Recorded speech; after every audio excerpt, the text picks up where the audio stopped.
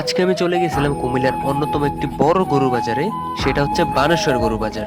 এটা আমাদের এলাকা থেকে খুব কাছেই, তাই হেঁটেই চলে গেছি।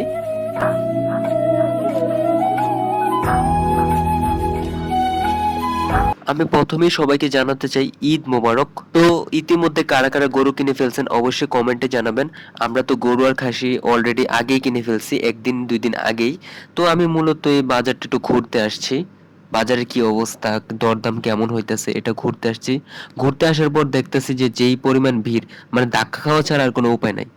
গরু বাজার আসলে আমার একটা জিনিস বেশি ভালো লাগে, মানুষের মধ্যে যে একটা মিল, যে একটা ঐক্যবোধ, সবাই মিলে মিশে যে একটা গরু কিনতে আসে, সবাই মিলেমিশে যে দরদাম করে, এই বিষয়টা আমার থেকে অনেক বেশি ভালো লাগে। আর রাস্তার উপর থেকে মানুষগুলোকে কত ছোট ছোট মনে হয়, তাই না? গরুগুলোকে কত ছোট ছোট মনে হয়, অনেক বেশি ভালো লাগে এই বিষয়টা। তো আমার সামনে ইতিমধ্যে একটা গরু দরদাম করতেছিল তারা। তো গরুটা খুলে তারা দেখাইতেছিল। তো তারা দাম বেশি চাওয়ার কারণে মালিকরা গরুটা নেয় নাই পরে।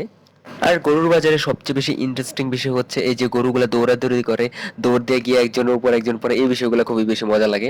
আমার মনে হয় কুরবানি ঈদের আনন্দটাই এটা, গরু দৌড়াদৌড়ি করবে, গরুর পিছনে মানুষ ছুটবে। এই গরুটা তো হঠাৎ করে বসে পড়ছে, সারাদিন দাঁড়াই ছিল, এই জন্য ক্লান্ত হয়ে গেছে। তো দেখলাম অনেক গরু বিক্রি হয়েছে, প্রচুর গরু বিক্রি হয়ে গেছে। কারণ কুমিল্লার অন্যতম একটা বাজার, এইখানে শহরের মানুষগুলা, গ্রামের মানুষগুলা অনেক দূর দূর থেকে মানুষ আসে শুধু গরু কেনার জন্য। বাজার ঘুরে আমার মনে হলো যে গরু এবার একটু সস্তায় গেছে। তো গরু দেখার পর আমার মনে হলো যে আমি একটু হাসিলগড়ের কাছে যাই, ছাগলের বাজার কোথায় বসছে একটু দেখে আসি। তো রাস্তায় আমি একটা ভাইয়াকে ছাগলের দাম জিজ্ঞেস করলাম, তার দামের কথা শুনে আমি হতবাক। তাহলে তো দেখতেছি গরুর থেকে খাসির দাম সবচেয়ে বেশি। এখানে খাসির বাজার বসছে। মানে দূর থেকে দেখতে অনেক বেশি ভালো লাগতেছিল, কাছে গিয়ে আর ভালো লাগে নাই।